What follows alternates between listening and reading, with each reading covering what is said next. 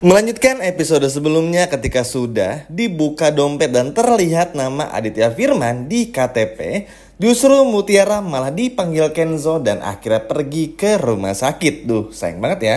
Gak lama kemudian, Aditya pun mengambil dompet tersebut dari orang yang menemukan dompetnya. Di tempat Firman, Sandra minta Firman segera datang ke rumah sakit untuk melakukan tes DNA. Tapi di sini Firman bilang kalau ia akan bongkar semuanya jika sampai tes DNA ini tidak cocok. Di sini Firman mengatakan sangat takut sekali akan polisi, sehingga hal ini bikin Firman nekat bakal bongkar semuanya. Lalu ketika di kampus, Ivan coba bikin Aurel terkesan dengan gendong Aurel. Harapannya biar cinta Ivan diterima dan Ivan dapat ATM berjalannya. Jahat banget. Di rumah sakit, Kenzo kaget Sandra kok datang. Tapi Sandra beralasan kalau ia mau medical check up karena gak enak badan. Padahal ya kepo aja, pengen lihat tes DNA Firman dan juga Mutiara. Gak lama berselang, Firman pun pada akhirnya tiba di rumah sakit. Di sini Sandra mikir keras gimana caranya supaya hasil tes DNA antara Firman maupun juga Mutiara bisa positif. Emang dasar si ular licik.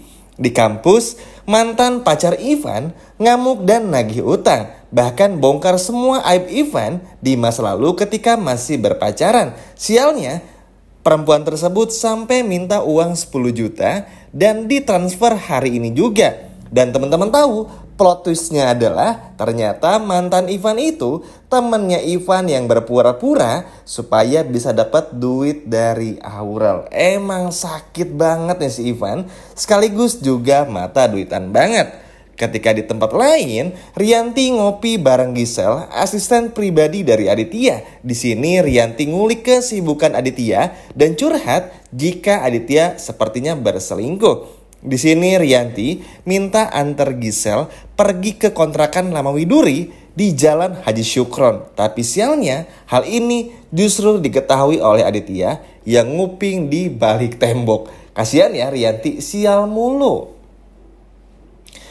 Kembali ke rumah sakit, Mutiara curhat pada Firman kalau tes DNA cuman buang-buang waktu dan buang-buang uang aja. Kenzo yang nguping hal ini pun juga sadar. Tapi Kenzo gak mau ambil resiko.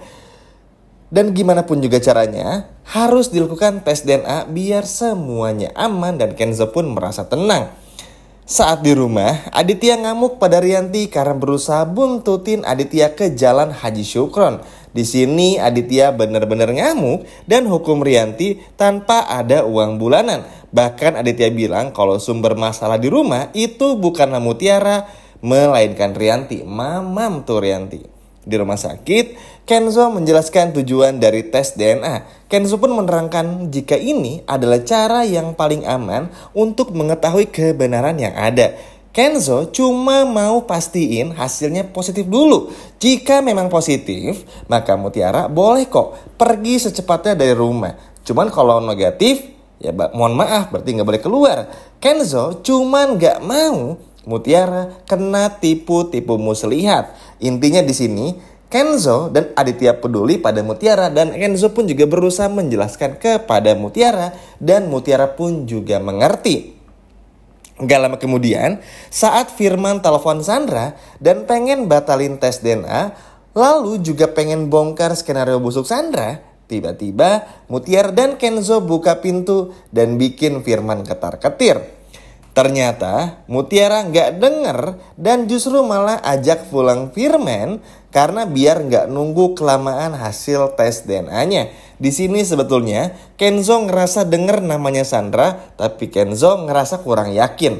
Duh, semoga aja Kenzo bisa bongkar masalah ini. Ketika di dapur, saat Nunu, Trimo dan juga Biipa ngomongin Widuri, hampir aja Aditya menyamperin dan nguping obrolan ini. Tapi pada akhirnya gak jadi dan pergi dengan Yanto.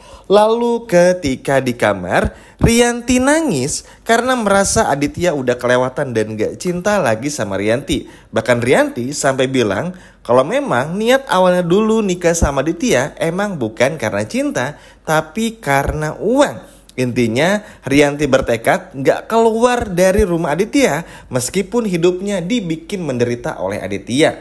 Emang dasar matur duitan. Di rumah Sandra, Kayla merekam obrolan Sandra dan juga Firman. Bahkan mengirim rekaman suara tersebut kepada Kenzo. Tapi sayang ketahuan sama Sandra dan pada akhirnya Sandra menghukum Kayla dikunciin di kamar mandi. Emang dasar Sandra. Di sisi lain, karena panik takut Kenzo denger rekamannya Sandra dan juga Firman, alhasil Sandra pun sampai pergi tengah malam pakai mobil untuk pergi ke rumahnya Kenzo. Namun sialnya ketika di jalan, Sandra menabrak orang naik motor sampai pingsan. Singkat cerita, ketika tiba di rumahnya Kenzo, ternyata Kenzo udah tahu semuanya. Tapi sayang banget nih teman-teman, cuman sampai di kata-kata tes DNA Firman dan Mutiara nggak cocok. Jadi nggak panjang banget lah omongannya. Dan hal ini pun juga bikin kesel banget. Intinya nggak semua kerekam. Sayang banget aja ya teman-teman. Coba aja kalau semuanya kerekam. Maka Sandra udah bener-bener habis. Tapi tenang aja, karena hal ini justru malah bikin Kenzo curiga kepada Sandra.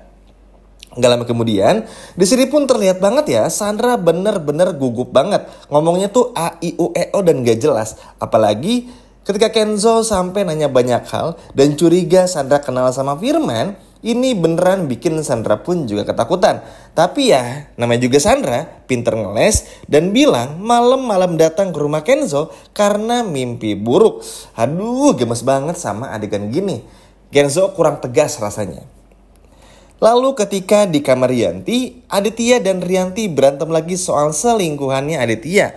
Bahkan sampai bahas Rianti, kalau dulu Rianti pun juga seorang pelakor saat Widuri masih ada. Tapi gak lama kemudian Kenzo dan Aurel ngintip dan pada akhirnya Aditya berpura-pura manis di depan Rianti dan film pun berakhir. Wah, jadi memang pada episode ke-24 ini tuh gak terlalu gong banget ya. Ibaratnya tuh alur ceritanya tuh ngayun aja. Gak terlalu yang gimana-gimana banget. Tapi poinnya kita dapat nih. Kalau Kayla tahu semuanya, nanti pun juga bakal keluar dari kamar mandi buat bongkar semuanya sama Kenzo. Kenzo pun juga bakal mengintimidasi Firman dan mencari sekaligus menjebak Firman agar benar-benar tahu sebetulnya Firman ini tuh siapa dan kenapa kok bisa menjadi ayah kandung pura-puranya Mutiara. Apalagi Kenzo di sini ngerasa kalau Firman ada kaitannya bersama dengan Sandra seperti yang udah Mimin ceritakan sepanjang video ini. Mungkin Sandra masih bisa nipu Mutiara. Firman pun juga sama, tapi untuk Kenzo, sorry to say, Kenzo ini orangnya sangat logis. Jadi kalau dirasa nggak masuk akal, maka Kenzo pun juga nggak akan mau percaya begitu aja. Makanya Kenzo pun juga nggak heran bakal terus menginvestigasi permasalahan ini sampai benar-benar terbongkar ke akarnya. Dan sampai benar-benar tahu siapakah dalang dari semuanya dan menunggu juga bagaimana hasil tes DNA-nya. Ayo Kenzo, semangat untuk bongkar semua kebusukan Sandra dan juga Firman. Sekian video dari Mimin dan sampai jumpa lagi di video berikutnya. Dadah.